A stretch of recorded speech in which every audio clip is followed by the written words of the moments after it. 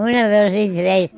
Cierto día el azul quiso a la tierra bajar y se mandó a preparar su gran carroza de tour. En el nostre projecte hem descobert una cosa molt important. Que les xicotetes accions poden fer sentir molt bé a les persones. Hem estat treballant els iaios i les iaies. Hem anat a un centre de dia per conèixer a les persones majors. Els hem fet preguntes sobre la seva vida.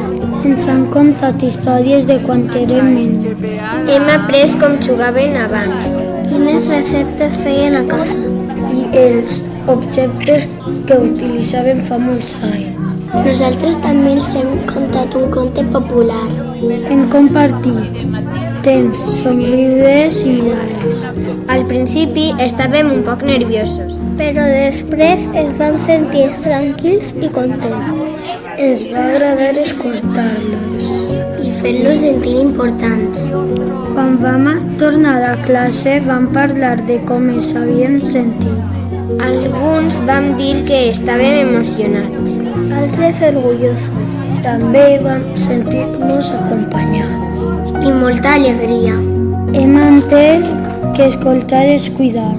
Que compartir temps és un regal. I que aprendre del passat ens ajuda a entendre el present.